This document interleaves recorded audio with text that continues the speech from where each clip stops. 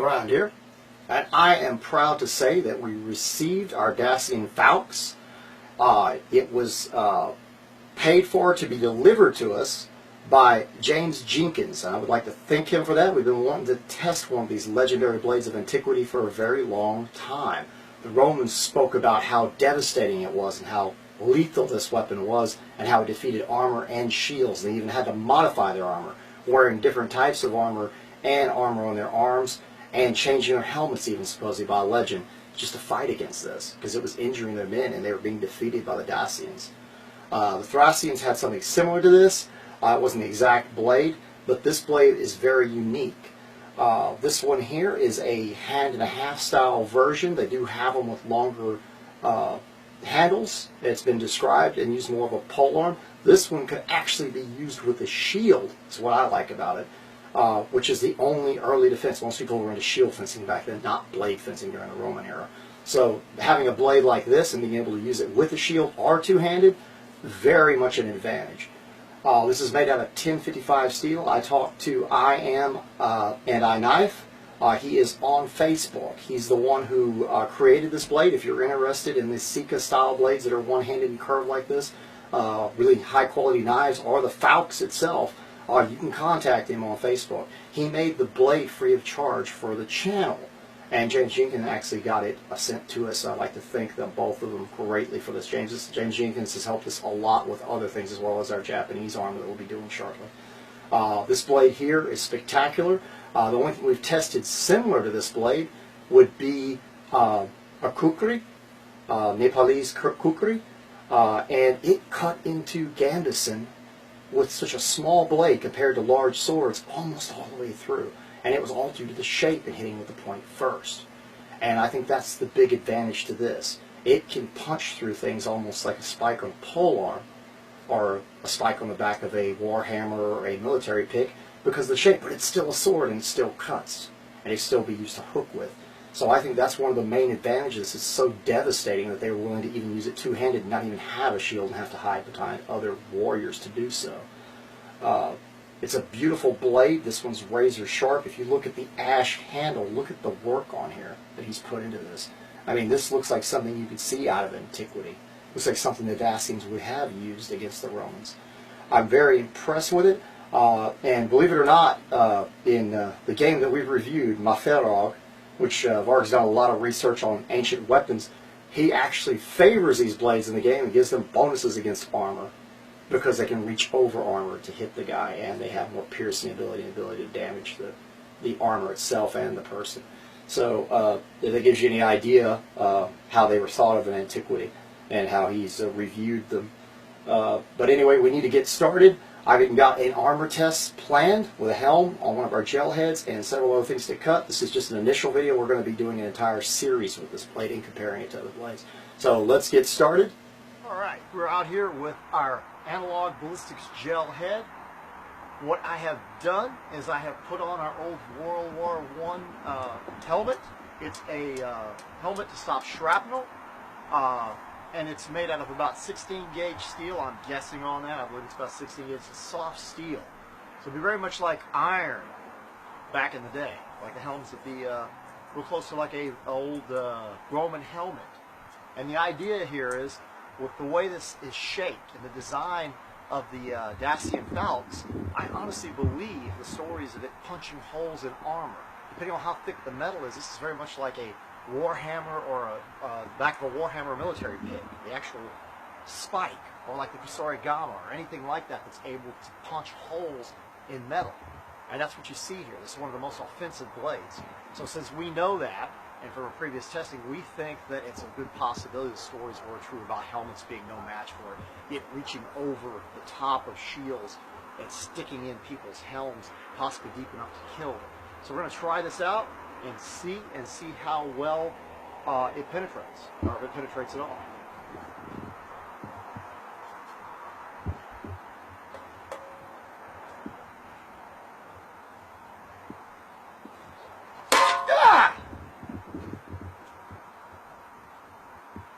Whoa! Huge dent. Huge, more than a dent. We have an actual piercing, it looks like. It's just not very deep. I might try that again. I hit higher than I thought. I'm trying to come straight in. And that is in there. I mean, it's actually a piercing. I don't know if we got into the head. I don't think we actually did. We'll go ahead and try that again. Ah! I think you Robin Hood'd it. I hit real near it, but we have a piercing. That piercing went through. Now, we will find out how deep. These holes are going through the top of the helm. That one's through. We have a hole into the actual skull. We actually made it through this and cut into the skull. That is not bad at all. You can see the actual cuts through the top of the helm right here. So that, to me, is extremely impressive. That's acting like a spike on the back of an actual pole arm.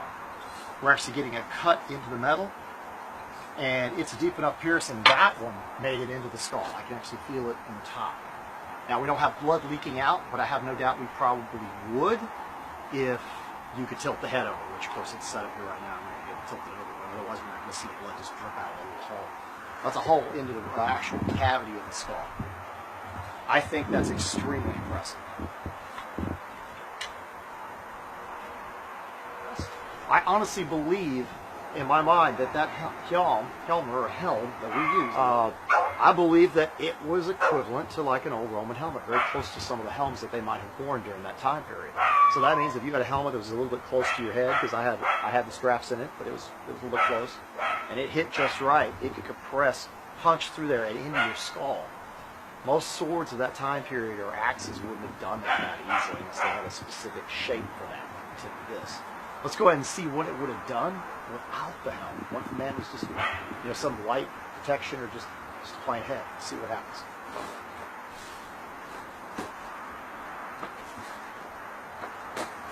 Oh!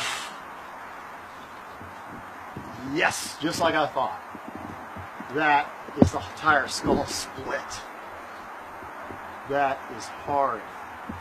You see that right here? We have our blood running out. That just totally destroyed the skull. This went directly into the brain, and we have a dead warrior. I can see how this would be one of the most offensive blades, and brutal. I mean, I can't see any type of hardened leather, any type of cloth armors, or anything standing a chance against that. Only metal has a chance, and even it has a chance to punch holes through thinner 1mm sheets of armor, like a lot of times people wore at that time, especially made out of iron, wrought iron. It's unbelievable. I'm going to go for the jaw and the skull in that area, right in there where I hit like right in this area. I'm curious, but this thing is so brutal, I'm thinking, yeah, it's going to be the way to go with this.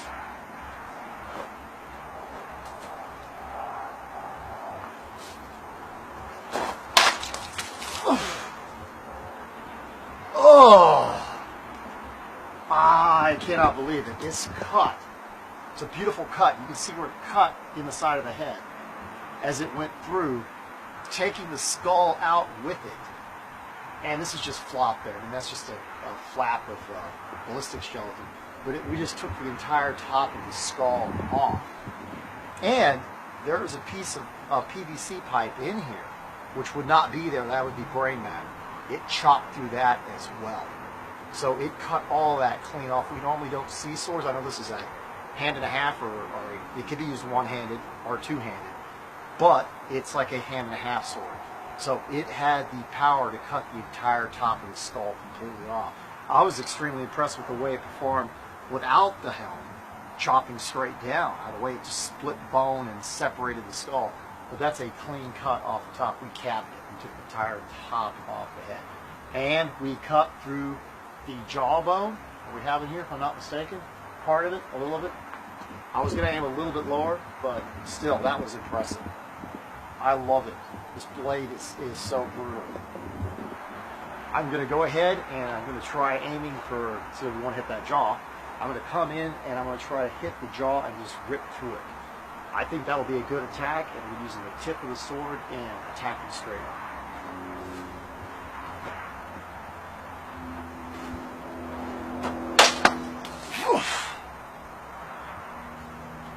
All right. We busted the jaw, like I was saying, in this area.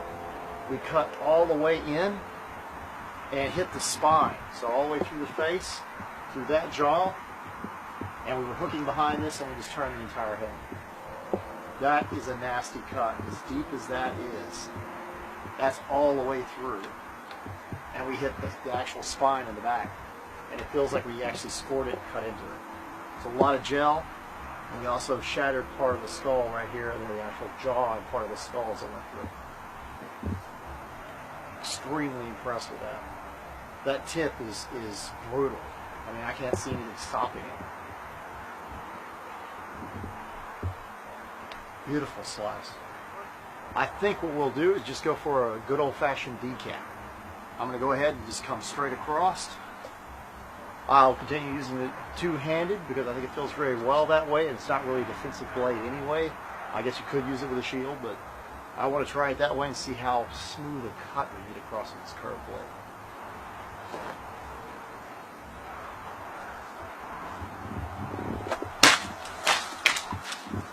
Oh. Ah. Would say that is a nice cut. Came straight across, and we took our head clean off, going straight through the spine.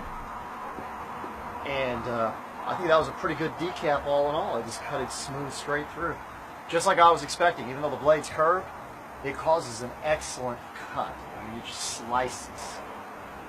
It's beautiful. I can't believe how deadly the actual tip is. That's what I was amazed about the entire time, is how it pierces and penetrates. Yet still, with the curved blade, you have the reach over things, and it still slices beautifully. It acts, I mean, it acts like a sickle or a scythe, but it also is very much a devastating sword in its own right, or even a polearm style weapon, because some of these have longer handles than this. Beautiful cut, and even going through the helmet, that was just so impressive. I am amazed at what it's done tonight. Hope you all have enjoyed our episode tonight with the Dacian Falcons. I'm certainly impressed with it. I'd like to thank James Jenkins once again for this beautiful blade. And thank you all out there for watching this. Be sure and like and subscribe down below.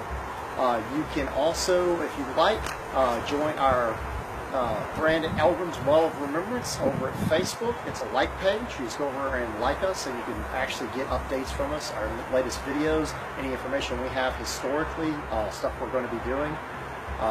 You can also, if you'd like to make input with us, talk to us and talk to other people who are part of our boat crew. There's a Thane Thran YouTube boat crew at Facebook, and you can also ask to be a member there.